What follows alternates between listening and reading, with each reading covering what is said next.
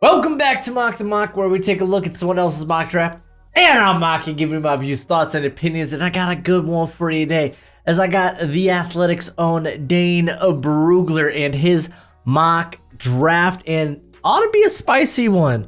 Brugler said last night on the X that there were going to be some trades, so let's go ahead and get this started, see if the trades come fast and come early. I doubt we're going to see a trade at the first overall pick. I think, Bears go Caleb Williams. It's essentially a foregone conclusion at this point that the Bears are going to go ahead, take Caleb Williams with the first overall pick, and then in some shape or form, they are going to move Justin Fields. We'll find out in about a week when free agency and all that starts. The new league year and whatnot. But man, I just think back to when all those Bears fans said it's silly that Caleb Williams would go first overall to the Bears. That's just silly. Yeah.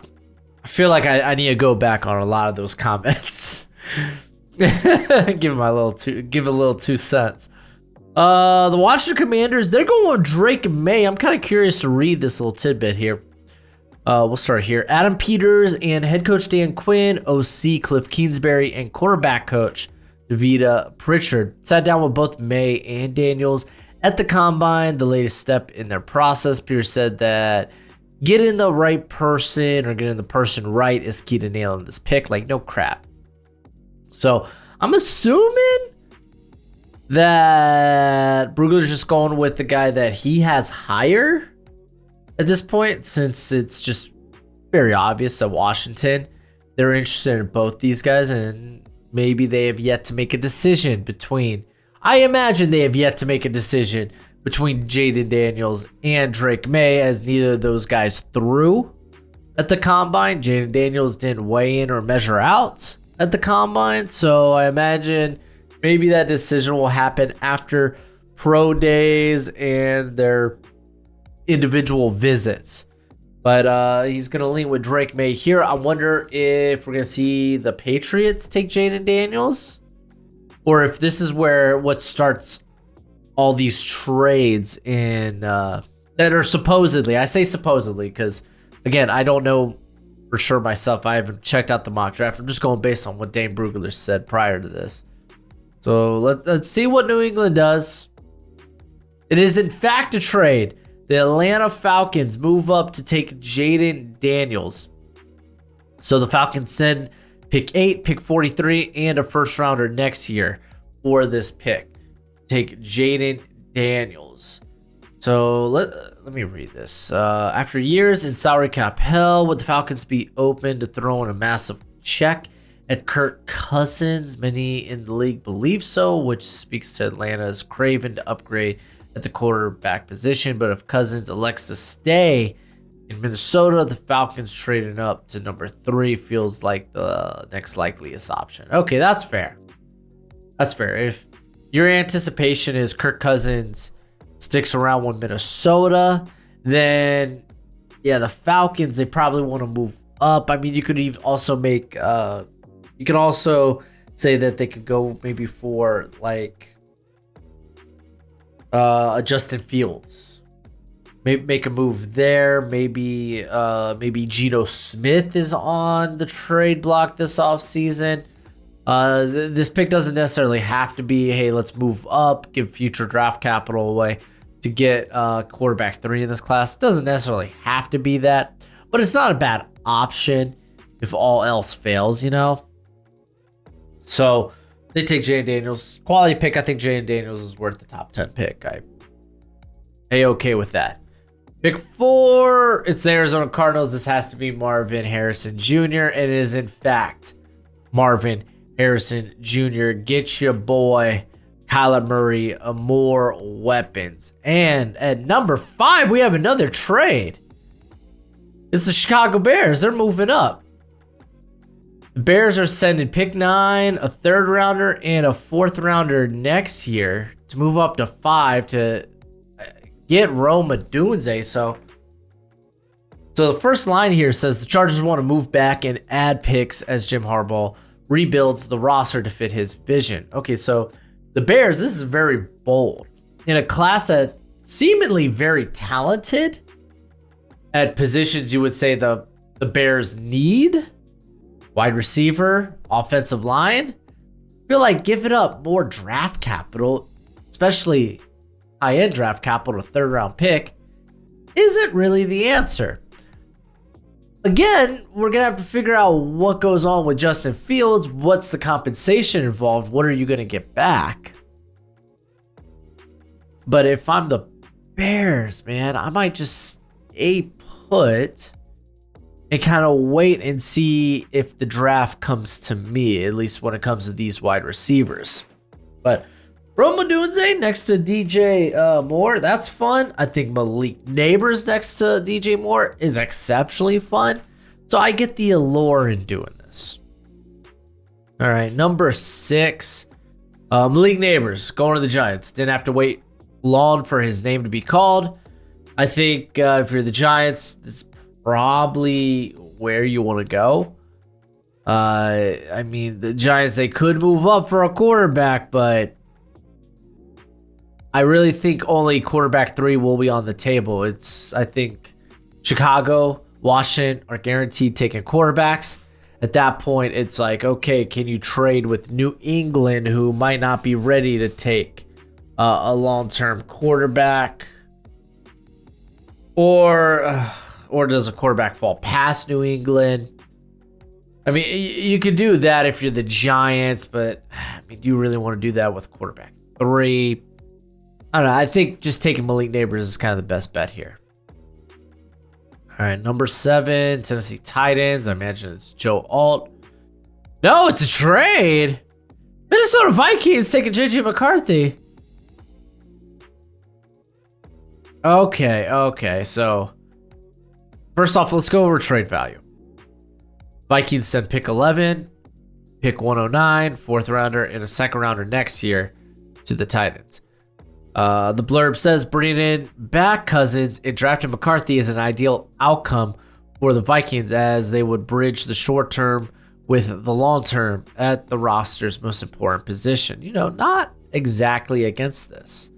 But with Denver, Las Vegas, New Orleans, and maybe a few other teams potentially in the McCarthy market, it might require a trade up for Minnesota to nab the Michigan quarterback. Okay. Thing is, though, man, I don't think Denver has the future draft capital to make such a move. Or at least I don't think they should, but I mean, they're letting Russ walk. They have to do something at quarterback, I guess, but I guess we'll see. But yeah, Minnesota, man, they're grabbing a quarterback. So pick 8, this is the New England Patriots. Wow, you're here at pick 8 and you get Joe Alt. What a trade down for the Patriots. That's kind of legit. That's a really good trade down. And the Tennessee Titans are probably, I mean, in a very good tackle class, I guess it's not a bad option to move down if you're the Titans. But yeah, if you're the Patriots, you're feeling really good about landing Joe Alt here at pick 8 with the trade down and just acquiring a bunch of future assets. Hold up here. New England doesn't address its quarterback need in the 1st round here, but let's say the Patriots trade a 3rd rounder to the Bears for Justin Fields. That will give them potentially cheaper and more exciting, let's see if it works, plan as they build the roster. Oh, I don't mind that. They still would have 2 2nd rounders this year and 2 1st rounders next year, which would allow Wolf to upgrade several positions. Okay, so yeah, this is kind of a nice position that New England would find itself in. But hey, if you want to know more about the draft, we just had the combine go down. Then I got good news for you. I got a draft guide and it's available for you. Listen, I know you love the NFL draft as much as I do, and you're going to want a nice hefty watch list of players during this college football season. Well, go ahead, check out my draft guide. You can purchase it for only 30 bucks by Venmoing or PayPaling me. Links in the description. It's a one-time payment and you get it for this whole draft cycle and forever and always. Technically, it's a Google spreadsheet. So send me your email when you send the payment. I'll get you hooked up. You will see my current prospect rankings and big board, my full evals. And guess what? It updates throughout the whole draft cycle. So it's a great purchase and it's a great way to support the channel. Pick 9, Chargers, they go Talanisa Fuaga. So they get their right tackle of the future after trading down, picking up some extra assets. May okay with that. Good pick. Feel kind of bad for the Jets, who just kind of got snagged tackle in front of them. But in this tackle class, I'm sure it'll work out just fine, as yes, the Jets, they go with Olu Bashanyu. The Jets don't have a left tackle currently on the roster. To be fair, I think Elijah Vera Tucker could play really either left or right tackle. It's a-okay.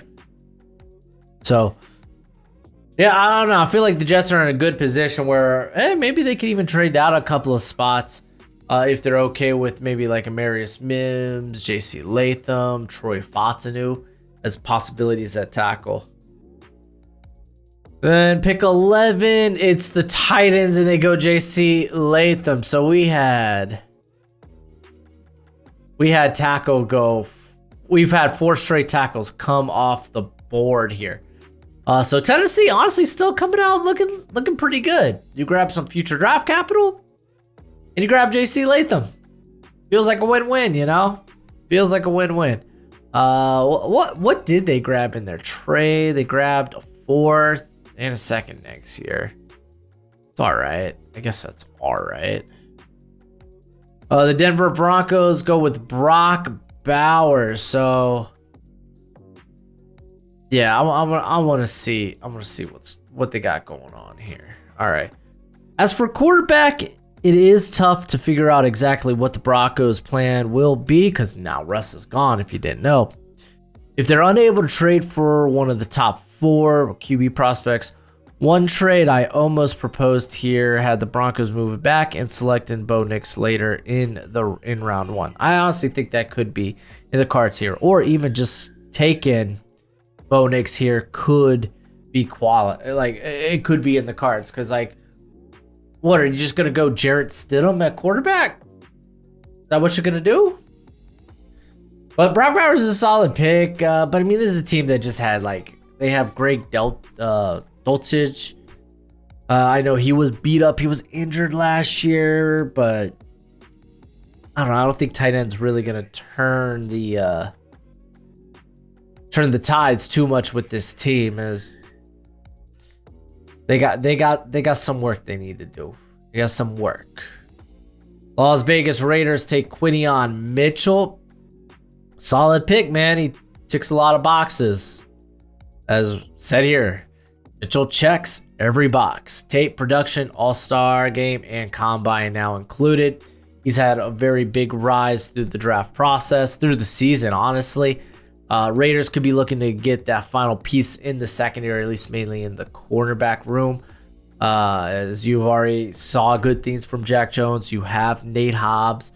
You have a quality depth player, I would say, in Jacorian Bennett. So, yeah, getting that final piece could be just phenomenal for that defense. All right, we're going to move on to pick 14. Dallas Turner going to the Saints. Yeah, I mean, I think Saints could go edge here. I think tackle's the more pressing need.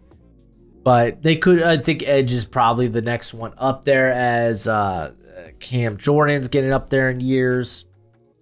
Carl Granderson's really the only guy there on the edge that you're like, yeah, you feel good moving forward with. Isaiah Foskey was really just, I think, a rotation guy this year. Wasn't really used much. Peyton Turner, didn't work out. Kind of is what it is. So, yeah, I mean, you could grab edge here. Dallas Turner had a really good combine. Indianapolis Colts go with Brian Thomas. Seems like a popular pick right now. Let's read this. Although the Colts have made it clear that Michael Pittman Jr. isn't going anywhere, they'll be looking for ways to upgrade on the outside for quarterback Anthony Richardson, 6'3", 209-pound. Thomas is a premier athlete, ran a 4.33 in the 40, and a better route runner than most think. I actually like this. I like this as a better alternative on the outside than Alec Pierce. I think Alec Pierce could end up being a really good depth piece that you can deploy in certain situations and whatnot. But like Brian Thomas, I think has the chance to be an absolute stud, gives them speed they're missing there on the outside. Well, like Pierce, yeah, he's got some speed to him, but I mean, he's more of a big body threat. All right, we got another trade here as the Pittsburgh Steelers move up to get Amarius Mims, tackle, just flying off the board right now. So the Steelers send a 3rd rounder and we'll get a 5th rounder back. Okay. So basically Pittsburgh, they move up 4 spots here, and all they have to do is downgrade their 3rd rounder to a 5th rounder. I think that's fine. You grab Amarius Mims, you pair up those Georgia tackles, man. Broderick Jones, Amarius Mims reunited, and it feels so good, I suppose. So yeah, you're trying to like get some more butt kickers on the offensive line here. So yeah, I don't mind it. I'm kind of curious if you kind of sit back, probably just let the draft come to you, man. I mean, if you're really in love with Mims, then yeah, I guess go get him. But like if you sit back at 20, if you're really content with like, oh, we can maybe even take a corner if the position falls, or like Jackson Powers Johnson is honestly a player we don't mind taking if you know Mims isn't there. Like I think it's probably better just sitting at 20 and just kind of like letting the draft come to you. But I don't know, if you're really in love with the guy, I get it. Go and grab him. It is what it is. But real quick, let me give a shout out to today's sponsor, Underdog Fantasy. When you use promo code Broshmo at Underdog Fantasy, it will match your first deposit up to $100 redos. They do weekly best ball and my favorite pick'ems, higher and lower on player prop bets. And I bring this up because it's not just football. I know I'm a football channel, but they do basketball, baseball, even esports. They had golf going on last week. So go ahead, check out Underdog Fantasy. Use promo code Broshmo when you sign up.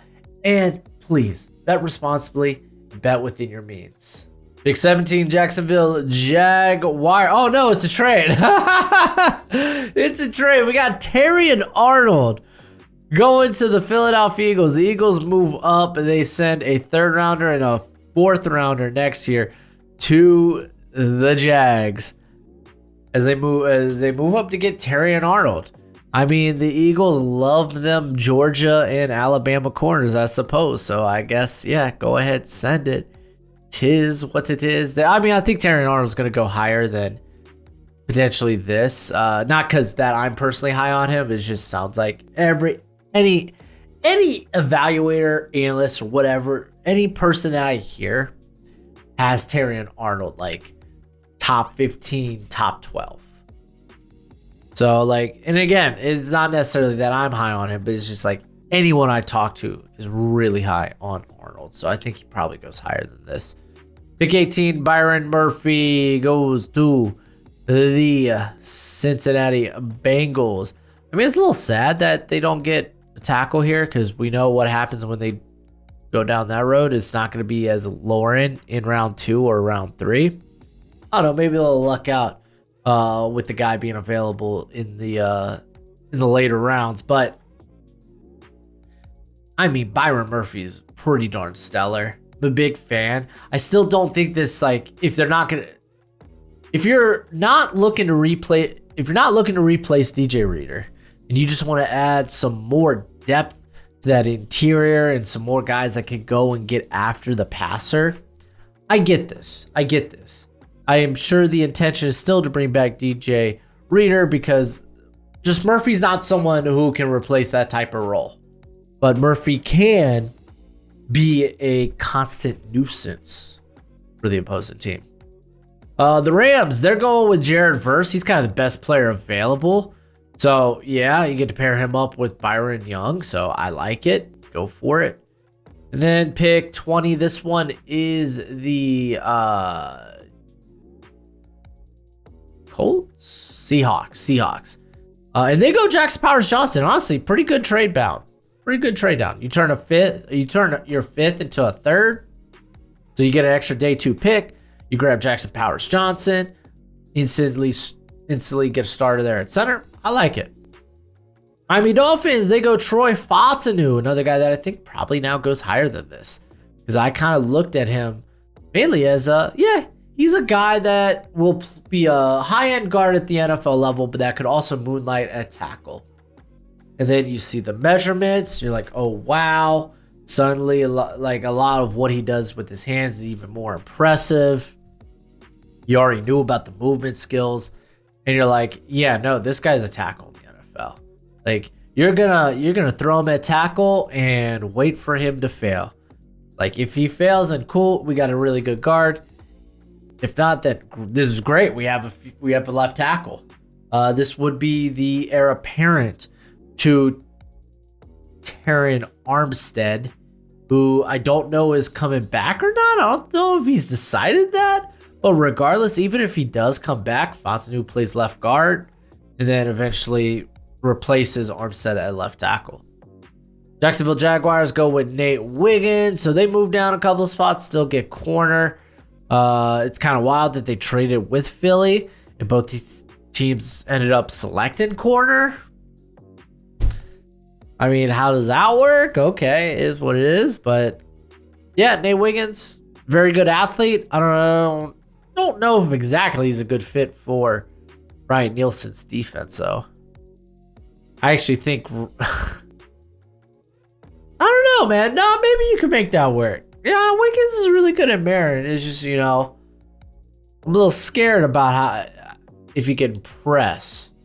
But Nielsen doesn't necessarily a press heavy guy. It's just something that he likes to do quite a bit.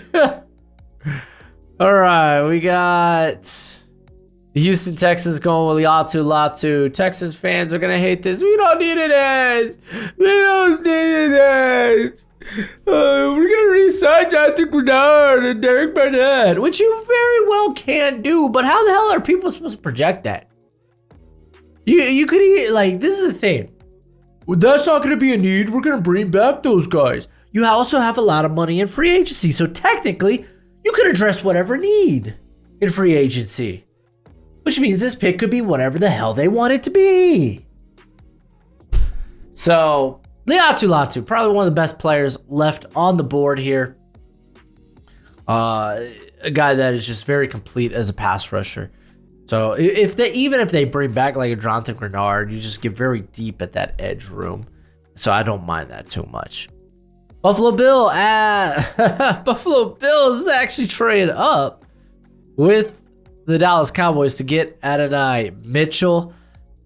So the Bills send a 3rd rounder and the Cowboys essentially turn a 6th into a 3rd rounder. Wow, that's kind of dope. I like that. But yeah, Bills, they get their long field threat, lots of speed, decent size. I mean, it's not like Gabriel Davis size, which I want to say, am I just making it up? But isn't he like 6'4"? And he's actually pretty meaty too. I remember he was pretty meaty coming out of Central Florida. Gabriel Davis, you are a big boy. Oh, he's only 6'2", but he's 225. That's where it is. The girth. So, I mean, Mitchell's 6'2" as well. He's just, like 205 or something. But, like, all in all, I think this is a good move for the Bills. Everyone and their mom's projecting the Bills to go wide receiver, so why not? And, I mean, move up before the Kansas City Chiefs do. Green Bay Packers, they take Cooper DeJean. Guys, it just makes too much sense. It just makes too much sense. We're not going to talk this one to death. But real quick, what's crack-a-lackin'? It's your boy Broshmo, just in case you did not know. So go ahead, become a bro and subscribe. Leave this video a thumbs up if you enjoy the content. As always, let me know what you think in the comment section below where we have that nice, beautiful football discourse. Graham Barton, go over to the Buccaneers. You can play him at center. You can play him at guard. I think either works, whether it's left guard or center, because then I guess Robert Hainsey could move. But this is probably a left guard. You're probably acquiring him to be a left guard. So, yeah, cool. Fine for the Buccaneers. I think this is probably, for me, I constantly say Tampa Bay kind of starts that Graham Barton area for me. But to be honest, like, I keep moving them up and up. Like, okay, I would think about Graham Barton here. And I think the Packers could be that team. Arizona Cardinals take Darius Robinson. They get a versatile guy along the defensive front. That's great. I don't think he tested that well. I think many people would agree with that, but I think he's more of a top 50 player, not really a first round player. Like, I know a lot of people were impressed by his Senior Bowl, but I mean, in those one-on-ones, defenders are afforded a lot more space than they're going to have in real game situations. And Darius Robinson used all of that space he was afforded, especially on the outside. Dallas Cowboys, they move back here. They grab Tyler Guyton. This is kind of like very like best case scenario. Like if you're going to trade down and if all those tackles are going to be off the board ahead of you, then it's like, yeah, you know what? Maybe we get Tyler Guyton here at the back end of the first round. And we could maybe even trade down and acquire more picks. So I think that's a good get for the Dallas Cowboys. Detroit Lions go with Chop Robinson. So I haven't seen. So, okay. So as far as corner, we have like the top, I guess, 4 corners. Is Kool-Aid that next corner that comes in here? Or is it going to be a different name? I'm kind of curious, but apparently for Detroit, for Dane here. Oh, hold on. Let's just go read his blurb because I was like, man. I was kind of hoping to see a corner here, but he says this pick came down to Johnny Newton and Robinson. Oh, I'm thinking of the interior. Okay, Drazon Newton, not Josh Newton, the corner from TCU. So corner wasn't even a question here. They just simply took the best player available. I mean, Chop Robinson, I think early on ends up playing that James Houston role. So, I don't know. We'll see how that works. Oh, the Carolina Panthers move up. Because that's what they need to do. They need to move up and get rid of draft capital. Guess Baltimore won't have a pick here. But they grab Ladd McConkey. You need to get a separator. Ladd McConkey's typically my pick at 33 for him. Guess he doesn't make it there, potentially, so they just move him and get him. And then we got the 49ers going Jordan Morgan. I think that's a solid fit, whether he ends up playing guard or tackle for this squad. It's just a really good fit. I think in my mock, I went Kingsley Sue-Matea, who essentially could be tackle or a guard for the Niners. So it's really just like pick your guy here. I think they're both fairly close to one another. And then the Kansas City Chiefs take Xavier Worthy. Who would have thought? You almost have to include Xavier Worthy in the first round after his combine, whether you think he's a first rounder or not. At the very least, he's a top 50 pick. So, I mean, you get to pair up Patrick Mahomes with speed once again. He does have the non-first round picks. So we see Kingsley Sue-Matea, who I just mentioned, going to the Baltimore Ravens. The Cleveland Browns go with Ricky Pearsall. That's actually really fun. I like that. I think Pearsall will be long gone, potentially long gone by this pick. But we'll see. We'll see. But that's it for the video, man. If you want free agent stuff before free agency starts next week, I got that on the channel. Just check out those videos down there. I also have a new mock draft. If you want to check that out, it is what it is. But until next time, you be easy, my friends. Later.